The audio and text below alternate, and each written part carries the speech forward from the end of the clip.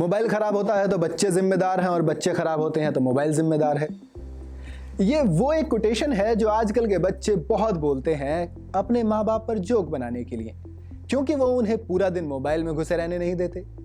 लेकिन अगर मैं आपसे कहूं कि एक खबर आ रही है और उस खबर ये है कि एक महिला की रोशनी चली गई आंखों की सिर्फ इसलिए क्योंकि वो पूरा दिन मोबाइल में घुसी रहती थी। बात थोड़ी अजीब लग सकती है, मगर हकीकत है, क्या करें। असल में मामला हैदराबाद का है। अब सवाल ये भी आ रहा होगा ना कि मोबाइल तो हम सब चलाते हैं, और फालतू में छोड़िए, हमारा तो काम भी है। कुछ लोग कंप्यूटर पर काम करते हैं, कुछ लोग मोबाइल पर ही काम करते हैं, कुछ लोग लैपटॉप लेकर पूरा पूरा दिन बैठे रहते हैं। तो क्या हमारे साथ भी हो सकता है? बिल्कुल हो सकता है। तो फिर इससे बचा कैसे जाए और हमें कैसे पता लगेगा कि अब हमारी रोशनी जाने वाली?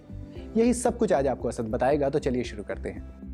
30 साल की मंजू की आंखों के साथ कुछ अजीब हो रहा था। उसे आंखों के सामने डार्क जिगजैग लाइनें दिख रही थी। दिन भर में 1-2 सेकंड के लिए बिल्कुल ही दिखाई देना भी बंद हो जाता था। रात में अगर उठकर लाइट ऑन करती थी तो 1 या 2 मिनट के लिए उसे कुछ भी दिखाई नहीं देता था। कुछ महीनों बाद ये सिम्टम्स बढ़ गए। मंजू आंखों के डॉक्टर के पास गई। चेकअप के बाद पता चला कि उनकी आंखें तो बिल्कुल ठीक हैं। इसलिए उसे न्यूरोलॉजिस्ट यानी कि ब्रेन और नर्वस सिस्टम के डॉक्टर के पास जाने की सलाह दी गई। वहाँ हुए टेस्ट में भी सब कुछ नॉर्मल ही आया। इसके बाद जब मंजू से उनके डेली रूटीन के बारे में पूछा गया तो उन्होंने बताया कि उनका बच्चा स्पेशली एबल्ड है। उसका ख्याल रखने के लिए ब्यूटिशियन की नौकरी उन्हें छोड़नी पड़ी। अब घर पर उनके पास काफी समय खाली होता है, तो वो दिन में 7 से 8 घंटे फोन पर बिताती हैं। इसके अलावा वो रात में भी लाइट बंद करके लगभग 2 घंटे तक अपना फोन इस्तेमाल करती हैं। इसके बाद डॉक्टर ने मंजू को फोन से दूरी बनाने को कहा। 1 महीने ऐसा करने के बाद उसके विजन में सुधार आ गया। तो फिर अब सवाल है कि आखिर मंजू को हुआ क्या था? स्मार्टफोन से दूरी बनाने पर उन्होंने ऐसा क्या बदलाव महसूस किया कि उनकी आंखें ठीक हो गई, और स्मार्टफोन कैसे उनकी आंखों को नुकसान पहुंचा रहा था, साथ ही इससे बचा कैसे जाए? मंजू की बीमारी या फिर यूं कहें कि सिंड्रोम को स्मार्टफोन विजन सिंड्रोम कहा जाता है, जो काफी कॉमन सिंड्रोम है, क्योंकि आजकल पढ़ाई से लेकर ऑफिस के काम तक सब कुछ फोन, लैपटॉप या कंप्यूटर के जरिए होता है और इसका उम्र से कोई लेना देना नहीं है। ज्यादातर मामलों में इसके सिम्टम्स माइल्ड होते हैं। साल भर में 1 या 2 ही गंभीर मामले सामने आते हैं। इसलिए चलिए मैं आपको इसके कुछ सिम्टम्स बता देता हूँ। आंखों के आगे अंधेरा छा जाए या फिर लाइट होने के बाद भी चीजें अचानक धुंधली दिखने लगे। आपको ऐसा भी लग सकता है कि हवा में कुछ तैर रहा है या आंखों के आगे जिगजैग लाइन दिखने लगती हैं, और कई बार एक जगह पर 2-2 चीजें भी दिखने लगती हैं।